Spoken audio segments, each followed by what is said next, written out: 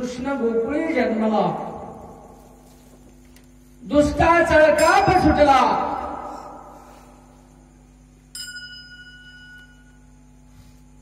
हे गवळण मेंढक्याच्या भजन्यानं गायली. नक्कीच आता आमच्या शेजारच्या भजन्याचं मत त्यावर असा आहे,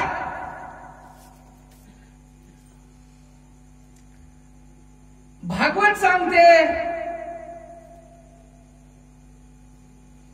वगैरे वगैरे सगळं सांगते. त्यांनी सांगितलं कृष्ण गोकुळात जन्माला नाही आणि मेंढक्याच्या भजनाला जन्माला असं सांगितलंय. एक तर भागवत बंद करावं लागल, नाहीतर मेंढक्याच्या भजनाचं भजन बंद करावं लागल.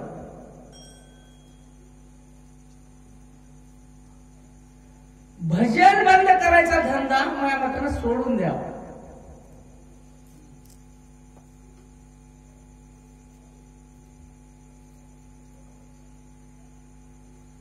कदाचित पळसगावच्या भजनाला ते कळालं नसेल किंवा पळसगावच्या भजनाला दिमाग नसेल. तुकोबारा आहे, येणार नव्हता.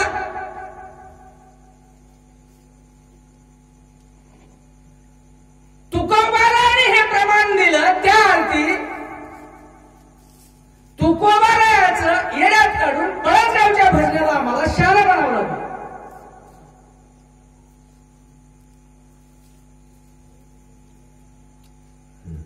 भजने मेंढक्याच्या भजनाला गावलं नक्की गायली, मी कबूल करतो, मान्य आहे. गायली शब्द जरा बारकाना आहे का, मेंढक्याच्या भजनानं गायली. पण हे आपण जगद्गुरु तुकोबाराने केलाय. माझ्याकडे पुरावा उपलब्ध आहे. मला वाटलं होतं पळसगावच्या भजन्यात किती वारकरी संप्रदायात रुजलेला आहे की, पण सगळं भरमाचंच भोपळं दिसून. भगवान पाटील भागवतानं सांगितलंय, यानं सांगितलंय, त्यानं सांगितलंय. एक तर भागवताचं खोटं असेल, नाही तर मेंढक्याच्या भजनाचं भजन बंद करावं लागेल. या दोन्ही गोष्टी खोट्या नाहीत. तुमच्या समान तुकोबाराचं आव्हान ठेवतो, तर ते जर खोटं असेल तर तुम्ही तुकोबाराला खोटं म्हणा.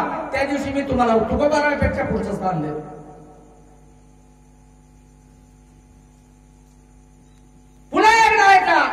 अभंग गवळणी पर कृष्ण गोकुळी जन्मला, दुष्टा चळकाप सुटला. भगवान गोपाल कृष्ण परमात्म्याचा जन्म कारागृहात झाला, पण गोकुळात भगवंताला आणलं नव्हतं. तेव्हाची परिस्थिती तुकोबाराने गोकुळात म्हणला. त्याचं कारण असं आहे, गोकुळात एक लय भारी वक्त, आपल्या मथुरेमध्ये लय भारी वक्त याच्यामुळं होत,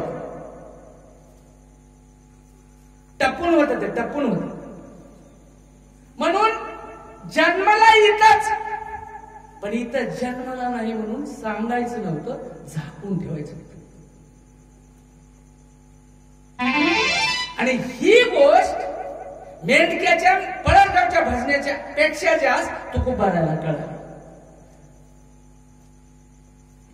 आणि म्हणून तुकोबाराने लिहिलंय, कृष्ण गोकुळी जन्मला, दुष्टा चळकाप सुटला.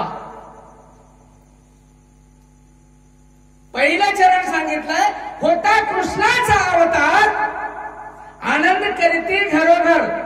जीभजोड गवळण केलेली नवं, किंवा मेंढक्याच्या भजनानं बाजारातून काढून, काकतला काढून बाजारात मांडलेलं नवं. पहिलं चरण होता कृष्णाचा अवतार, आनंद करती घरोघर. ऐका पुन्हा. दुसरं चरण सदा वाचे नाम गाती, प्रेमे आनंदे नाचती. आणि तिसरं चरण तुका म्हणे हरती दोष, करती आनंदाने घोष. तुकोबाराने केलेली गवळणा तुम्हाला बघायची असेल तर माझ्याकडे पुरावा आहे. मेंढक्याच्या भजनाला आणि पळसगावच्या भजनाला अजून इतकं शहाणपण सुचलं नाही जितके तुकोबाराय होते तितके. आणि कोणीही शहाणपणाचा भुरका घेऊ नये.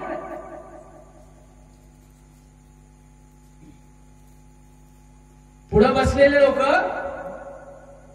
आपण आज आपल्याला कळालंय नीटनेटके कपडे कसे घालायचे तितकं तेवढंच कळलं आपल्याला आता.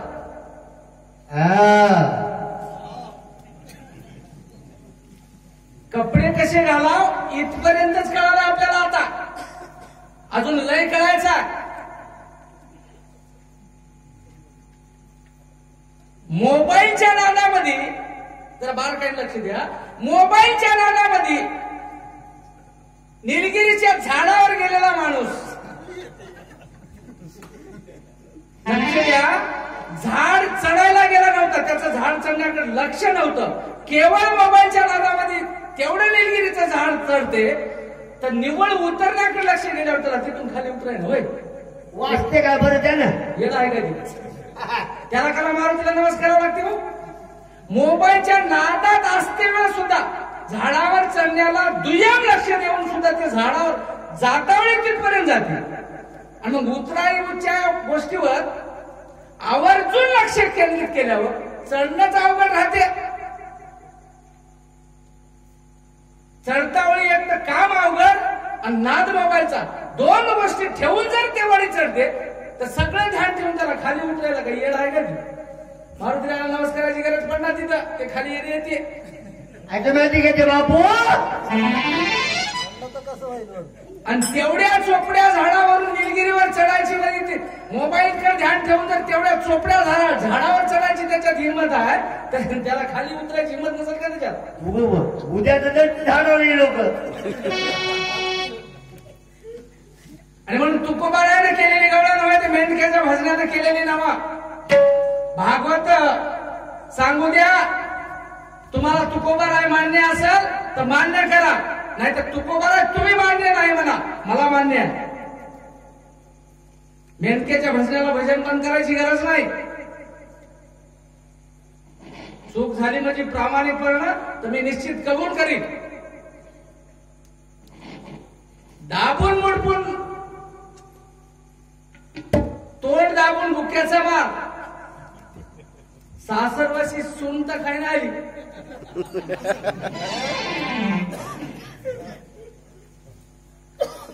आणि मी तर एका श्रीमंत घराण्यातला हो. जीव आनंदाचा आनंद जीवाचा संबंध मुळीचा विरळा जाणे. घराणालाही मोठा आहे आमचा. चिपड्या घरातला नवा.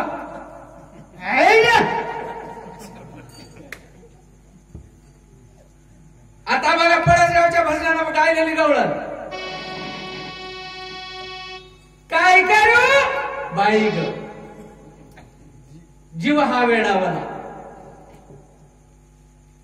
घागरण गोरस दोन चरण संपले. तिसरं चरण एका जनार्दनी. तर मी जसं तुकोबा राहायचं प्रमाण अभंग हे तुम्हाला दाखवतो म्हणालो तसं ते नाच राहायचं होय काय तुम्ही दाखवा.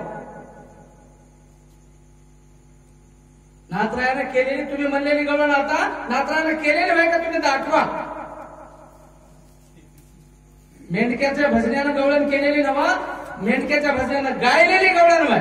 गातावळी माफ करा माझा स्वर चरला झालाय पत्ती अपसूर होईल. जमल कधी न जमल टाळाचा ठेपा चुकल पकवानाचा चुकल. हे फक्त त्रिवेणी संगम जुळविण्यासाठीच इथं उभं राहिले आहे. वास्तविक आम्हाला भागवत गीता हे ज्ञानेश्वरी सगळंच पाठ आहे ना. हे सगळंच तुम्हाला जर पाठ असलं तर नामदेव महाराज एकतरी ओवी अनुभवावी म्हणत नव्हते. काय करता पाठ करून सगळं. इथं अनुभवाला प्राधान्य आहे. नामामध्ये ग्रंथ श्रेष्ठ ज्ञानदेवी एक तरी ओवी अनुभवावी. तरी शब्द घातलाय मध्ये. तरी माणूस तरी कवा म्हणते.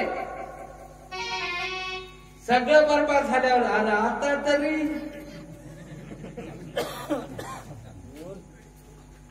या मोबाईलच्या नादात घर इकलास दार इकलास. लेकर परदेशी झाल्याच्या हिंडाले आणि त्याची माय जवळ येऊन म्हणते बाब्या आता तरी रे आता तरी द्वाग्र आणि मग त्याच भावनेने नामदेव महाराज म्हणले एक तरी ओवी अनुभवावी. अनुभवा आम्हाला अनुभव नाही म्हणून अनुभव असणाऱ्या लोकांच्या संगतीत राहून अनुभवाकडचं मार्गक्रमण चालू आहे. आता पुढचं ते काटा काय करते तर राजू काय करते पुढे पदार्थ सांगतो. आणि म्हणून तुकोबाराने या अगोदरच्या गवळणीमध्ये वर्णन केलं. कृष्ण गोकुळी जन्मला दुष्टा चळकाप सुटला.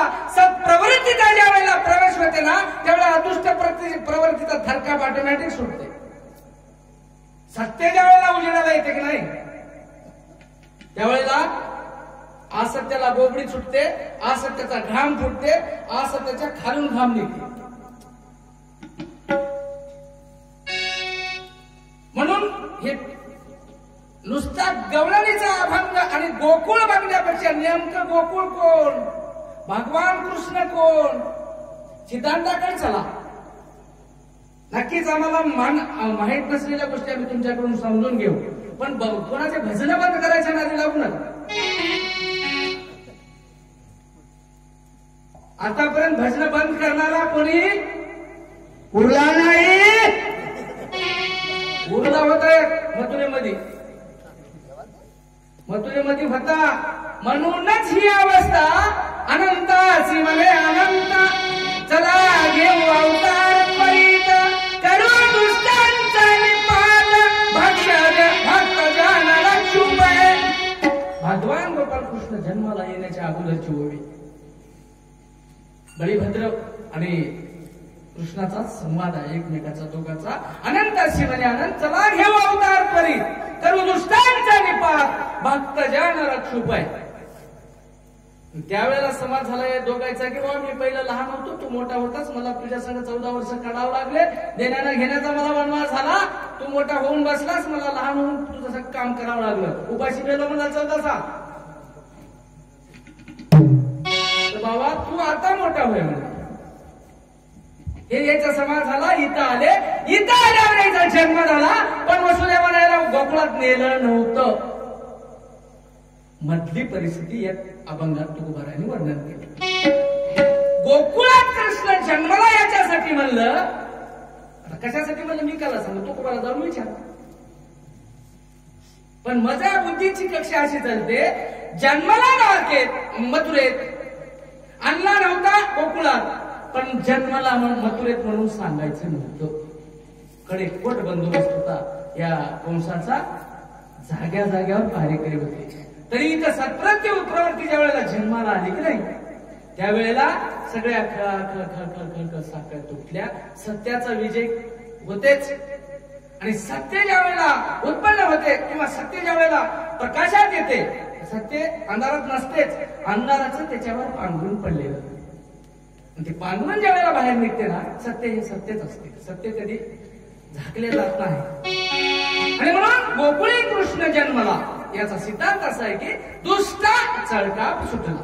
आणि म्हणून गोकुळाबाहेर सगळ्यात आधी व्याधी जन्म जरा दुःख वगैरे वगैरे वगैरे खूप मोठा विषय सगळं बाहेर गेलं. आणि म्हणून सांगायचं नव्हतं. म्हणून कृष्ण गोकुळी जन्मला. आता या बाकीच्या गोष्टीचा मी करण्यापेक्षा तुमचं मत तुकोबाराला कळालं नसेल किंवा तुकोबारा तुम्हाला कळालं नसेल. नेमक्याच्या भजनाला भजन बंद करायची गरज नाही. आणि तुकोबारा तुम्हाला बघायचं असेल आपण तर माझ्याकडे पुरावा उपलब्ध आहे, बघू शकता. आणि म्हणून ही गोपी काय म्हणते,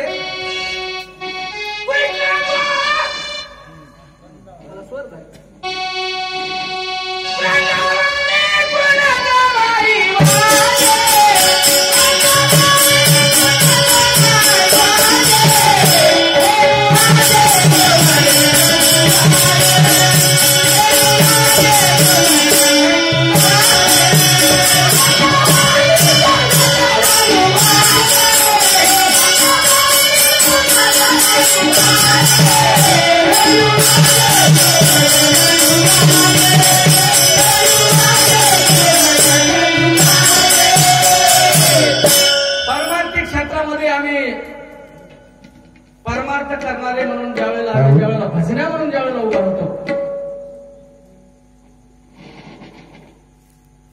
त्यावेळेला भगवान पाटील माझ्यापेक्षा तुम्ही सिनियर लागता. तुम्ही माझ्यापेक्षा 4 उन्हाळे 4 पावसाळे आगाव बघलेले आहे. माझ्यापेक्षा तुमचा अनुभव जास्तीचा पाहिजे असं मला म्हणायचं. मोठ्या माणसानं मोठ्या माणसासारखंच राहा. येण्याच्या अर्धवट शाण्याच्या म्हातारीच्या नादी कधी लागली नादीला बिलकुल लागा. पण तुमचाच आम्हाला निश्चित मी तुम्हाला अल्पबुद्धीनं तुम्हाला सिनियर मानतो. मी ज्युनियर आहे. एखादी गोष्ट कळत नसत तुम्ही स्पष्टपणानं सांगा की शिवचारक हे मुद्दा मला असा वाटते. तुम्हाला वाटते त्याच्यावर डायरेक्ट शिक्कामोर्तब करू नका. तुम्ही डायरेक्ट शिक्कामोर्तब करायला सुप्रीम कोर्टाचा निर्णय कनिष्ठ कोर्टाच्या न्यायाधीशाला घेता येणार. जरी तुम्ही इथले न्यायाधीश समजल्या स्वतःला तरीही. पण मी तुम्हाला माझा न्यायाधीश समजितो. चला, पण न्यायाधीशांना न्याय देत असताना एकाला न्याय देत असताना दुसऱ्यावरही अन्याय होऊ नये याची खबरदारी घेतली पाहिजे. आणि म्हणून उचलली जीभ म्हण तूच असं मला वाटते होऊ नये. आणि म्हणून तुम्ही माझ्यापेक्षा खूप अनुभवी आहे. पॅन्टात होत्या आता धोत्रात आल्या. मला तुमच्याकडे बघून आनंद वाटाला. आमच्यासारख्या माणसाला सांभाळून नेणं तुमचं कर्तव्य आहे. आणि मी तुम्हाला याच्या अगोदर पळसगावचा भजन्या भगवान पाटील किंवा तुम्हाला उद्देशून किंवा तुमच्यावर विशेषत्व ठेवून शब्द एकही बोललो नव्हतो. आणि म्हणून असं असू द्या, तुम्ही जरी बोलले असल्या तरी माझं म्हणणं तुमच्यापर्यंत कळालं. पण तुम्ही मला समजून घ्यायला पाहिजे. समजतच नसेल तर तुम्हाला मला सांगण्याच्या भावामध्ये तुम्ही सांगितलं पाहिजे. नक्कीच मी मान्य करेन. पण तुमचा समजून सांगण्याचा भाव काय झालं. एक शबीर मामासारखं पुण्यामध्ये म्हातारं भेटलं म्हातारं. आणि शबीर मामासारखं त्या म्हाताऱ्याला म्हणलं भाऊ आजा कुठे चालास. इथलं पण भेटा का तुम्हाला भेटतो पण नाही व्हायचं तुम्ही. ते काही पार्टीतले होते उद्या घरला जायचं नाही का. तू गावात नवस आजा कुठे चालल्या मला. आणि मला जरा बाबा पलीकडे जायचं होतं म्हणला. दिसणार झालंय मला हाताला धरून नेऊन सोडतोस काय म्हणलं. ते पोरग होतं समोर. तर ते जाता जाता लहान पोरग म्हणलं आजा बरं बरं काय हरकत नाही सोडणार तर काय झालं हो. आणि तुम्ही माझ्या बापासारखे आहात चला सोडतो. तर ते पलीकडे सोडलं त्याला. टांग मारायचं होती त्याला हाताला धरून पलीकडे सोडलं. आणि ते लगेच म्हातारं त्याला म्हणलं तू काय म्हणलास मला. तुम्ही माझ्या बापासारखी आहात. हा म्हणूनच तुम्ही माझ्या बायको.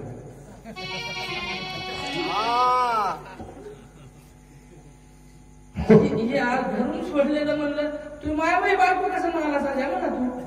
तूच म्हणलास की मला तू माझ्या बापासारखं असतो. असं होऊ नये. आम्ही त्या म्हाताऱ्याला आम्ही तू आमच्या बापासारखास असंही म्हणू शकता किंवा म्हणण्याची लायकी आमच्यात आहे. आणि ते म्हातारं जर बिघडलं तर त्याच म्हाताऱ्याला आमचा बाप दाखवायची तयारी आहे.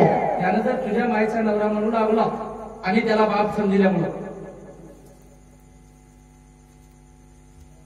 दृष्टांत सोडा. पण सिद्धांत असा आहे असं आम्ही तुम्हाला बाप समजल्यावर तुम्ही आम्हाला लेकरू समजा असं मला वाटते. आणि म्हणून तुमच्याकडून खूप मोठी माझी अपेक्षा आहे. मला जर कुठे चुकत असलं मी नवीन तुमच्यापेक्षा म्हणजे ज्युनियर आहो. मी चुकत असेल तर समजून सांगा. म्हणजे शिकायची तयारी आहे. पण समजून सांगण्याच्या भावनेनं सांगा. आणि म्हणून ही गोपी म्हणते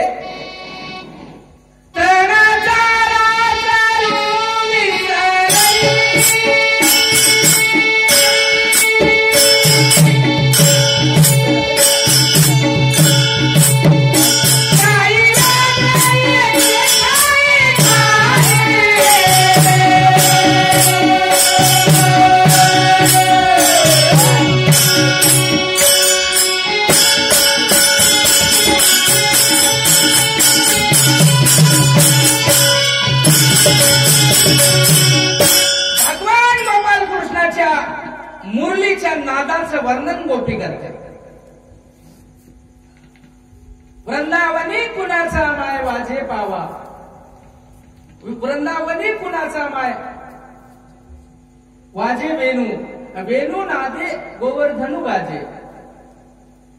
या गोपीचं मत आहे की बाई ये गोपी दुसऱ्या गोपीला म्हणते बाई एवढा मोठा सुंदर आवाज आलाय कशाचा होय ग. ते दुसरी गोपी म्हणते बाई नेमका कुठून आलाय, कोण वाजवालंय काही कळत नाही, पण येणाऱ्या आवाजाचा काय परिणाम झाला इथं ती गोपी वर्णन करू लागली. त्या येणाऱ्या आवाजामुळं गोकुळातल्या गायी तृण चारा चरायचं विसरल्या. गायी आणि वाघ दोघांचं वैरत्व विसरलं. बघा मुरलीच्या नादाचा परिणाम. म्हणून तृण चारा चरू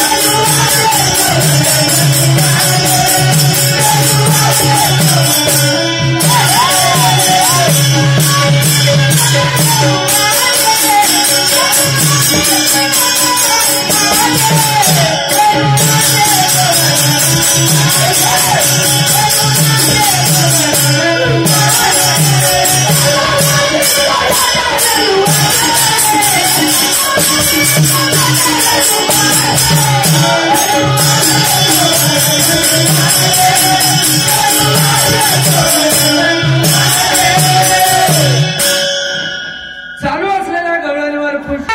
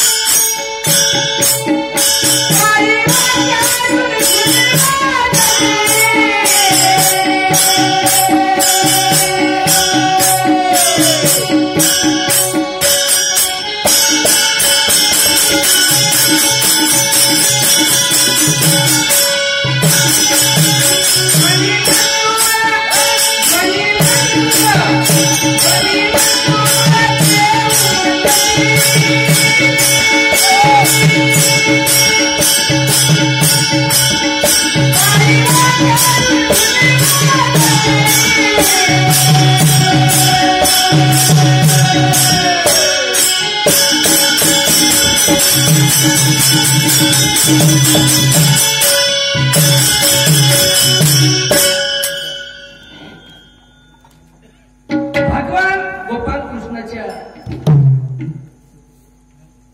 मुरलीच्या नादानं जे परिणाम झाले त्याच्यावर लिहिलेलं काव्य आहे. एक एक एक एक एक एक खूप मोठा विषय आहे एका शब्दावर, पण धावत्या बघत